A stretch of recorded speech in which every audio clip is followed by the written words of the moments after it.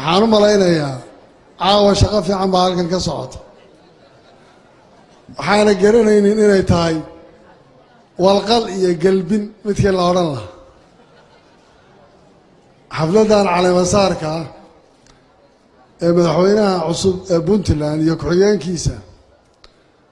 waa mid taariikhi ah maanta isu keentay Soomaali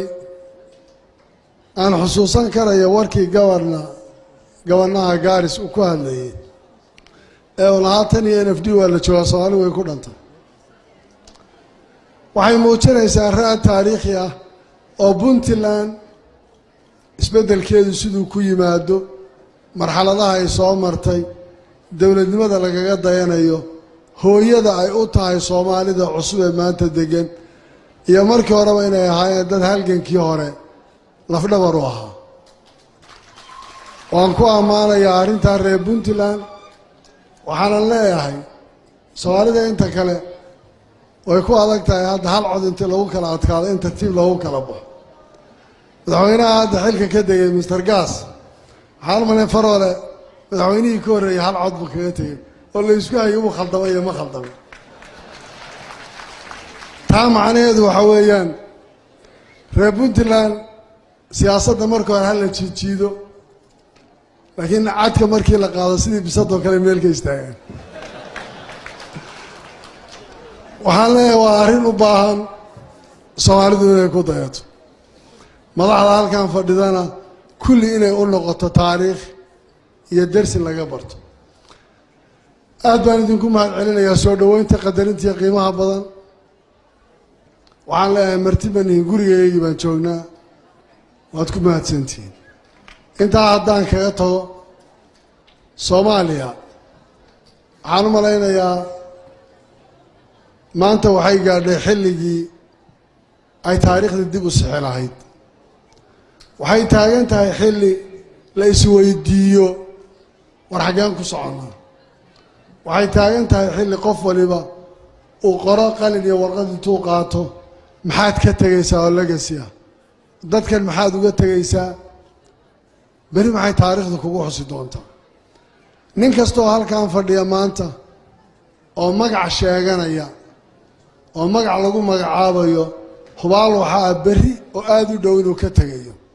laakiin waxa uu kala tegay waxay noqonaysaa shay qoran maanta madaxdii Soomaaliya soo martay oo madaxweynayaal ay nagala fadhiyaan waxaan filayaa nin walba inta talaabo oo qaaday waa la garanayaa kuwa maanta joogana berri taariikhdu way qori doontaa iyadoo waqtigeenu sidaa yahay aan ku xisaabtanno aan garanno waddanka aan xukunaa midka uu yahay aan garanno boogaha shacabkeennu ay leeyihiin aan garanno taariikhda waxa aan uga tegayn taasaa waxay inoo tahay mid rasmi ah oo warkii Islaan Ciise daboolaya oo isku waxaynaya waxay Soomaaliya ku socon kartaa wadaltashi isqancin isdixgelin is-ixtiraam dowladda federaalkii waxay leedahay in lagu ixtiraamo shaqada ay leedahay mas'uuliyadda ay leedahay waalidnimada ay leedahay inay tahay Soomaaliya cidda matalaadda dhabta ah ku leh dowlad goboleedyadana waxaa lagu leeyahay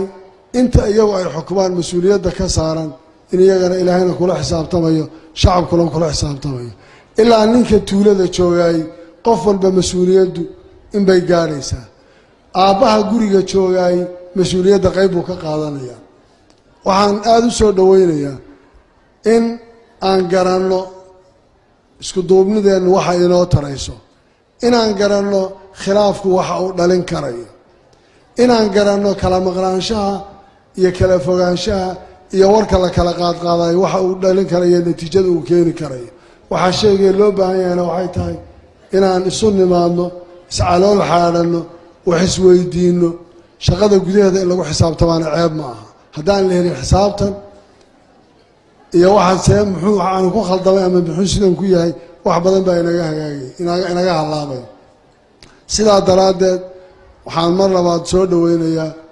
oon aad ugu raacsanahay warkii Islaan Ciise iyo saaxiibadii iga horreeyey waxaan rabaa garow waan wada joognaa marka hore in la iscafiyo waad garan kartaan dadku inay shixno ku kala tagaan oo وحلوش يسوها يعني دبعتها إلى إن شغل الله يسكو عنان تانا عيب معها قفل بنا قدرين يحشمد بيسكوليه رجلوا على وحلا يدين كغدا إذا رمضان بأمان تشروا فربضا أدبان يدينكم هاد علينا مدحوينها عصبنا وحن الله وقبر يعني حل كيسة كواس تريجا كحيين كيسة ريبنت لان أول بوي شقف عنايانه وإلا شقين شرين إنسف عن الله شقيه أنا وحنا تشيني إن درس كقاعدنا وإنه نقطة واحد عدوى اللي بايسيد عصوك لو قلنا قنطوه دور الشهر اللي سوق هذا اللي عليه رجلوا يسير دور الشهر ود على وين يميل بلنا ود على أساسنا ود على ما راح دور وحنا لا هاي الله يديك يا خير وحياة سوق وتان تانية علي محمد جدير من رئيس الوزراء مدحويني سلام مع السعود انتي يا انت كلا عند حلالك هاي سما كل يوم وحنا يقول بالدين رجينا يا رجلوا ورجول بالدين رجينا يا السلام عليكم ورحمة الله وبركاته.